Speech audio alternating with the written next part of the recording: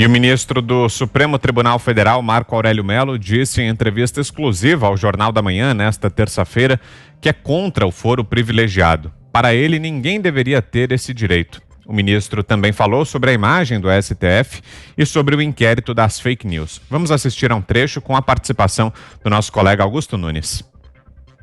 Ministro, a imagem do Supremo Tribunal Federal perante a população em geral não anda das melhores. A pergunta é bem abrangente, mas o que pode ser feito? Alguns, inclusive eu não vou esconder que me incluo entre eles, acham até mesmo que seria um caso drástico para o Senado levar adiante um processo de impeachment, porque tem detectado eventuais abusos de poder. Qual é a sua opinião, ministro, em relação ao que o Supremo pode fazer para resgatar de alguma forma esse respeito, essa credibilidade perante a população brasileira?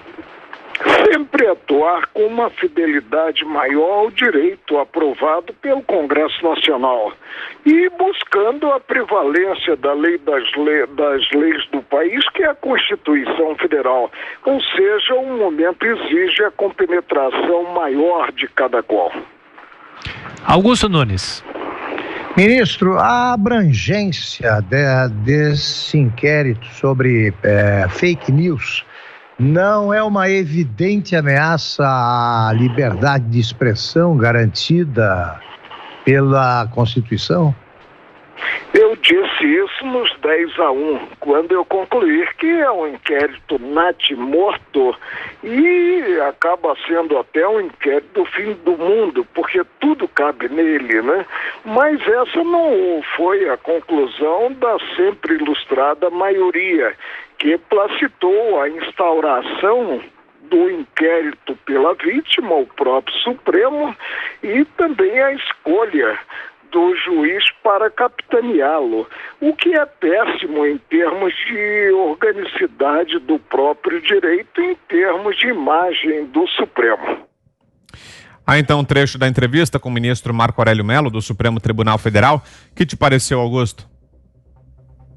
Gostei bastante pela assertividade, né? Deu respostas curtas e bem diretas. Gostei dessa. E ninguém deve ter foro especial. Todo mundo é igual.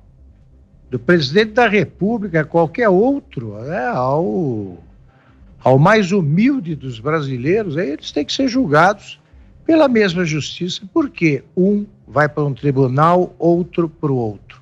Começa a injustiça aí. Não faz sentido. Você também gostou, Zé Maria? E gostei também do sempre ilustrada maioria. Diga aí, Zé. Olha, foi uma boa entrevista mesmo, ele foi franco. Vou começar aí por foro privilegiado. Eu já acho um absurdo que o Supremo é que tenha decidido sobre mudança nesse setor. Eu acho que o Congresso Nacional é que tinha que votar, porque evitaria essa grande insegurança jurídica. Ninguém sabe exatamente hoje quem é que tem foro privilegiado. Os deputados e senadores dizem que o Supremo miraram no Congresso e o Supremo tirou dos deputados e senadores esse foro por prerrogativa de função e deixou mais de, uns falam em 35 mil, outros falam em 100 mil cargos e funções com foro especial. São, deputados, senador, ministros, presidente da República, governadores, secretários de Estado, vereadores, enfim, policiais, delegados e não sei o quê. Então, são vários foros por prerrogativa de função. Por que eu acho que tem que ser o Congresso? Primeiro, pela ordem natural das coisas. O Legislativo, segundo o grande filósofo Augusto Nunes, legisla, o Executivo executa e a Justiça julga. Então, assim, era o Congresso Nacional, o Congresso está devendo uma regulamentação ou a extinção, acabou o foro privilegiado. O projeto que está no Congresso dá um foro especial para os presidentes da República, Câmara, Senado e do Supremo Tribunal Federal e pronto. O ministro fala nesse foro especial e se esquece que o Supremo tem foro especial, que é o próprio Supremo Tribunal Federal, para se ter uma ideia de que a carteirada é institucionalizada no Brasil. Devo dizer que eu ouvi na Câmara dos Deputados uma frase, né, de que o Supremo está parlamentarizado. E está mesmo. Veja bem, os assuntos, que até já falamos de alguns aqui, que vão entrar no plenário do Supremo, são tipicamente debates políticos, sobre perfis na internet, se deve ou não retirar. Isso tinha que ser uma regulamentação do Congresso Nacional. Sobre o compartilhamento de dados na Procuradoria-Geral da República, um assunto que divide ali o Ministério Público Federal, está uma guerra, isso está uma guerra interna, né? Entre subprocuradores e o grupo do Procurador-Geral Augusto Aras. E outra coisa é sobre o Gilmar Mendes, que suspendeu, derrubou o veto de um presidente da República. Quem tem constitucionalmente esta função de derrubar ou não veto presidencial é o Congresso Nacional. Então veja que o Supremo está se colocando como um poder acima dos outros, porque está, inclusive, legislando, e esse é o assunto mais polêmico da vez. Agora, o ministro Marco Aurélio, ele tem razão quando ele critica o próprio Supremo de liminar. É legal, a Constituição permite, mas é muito estranho.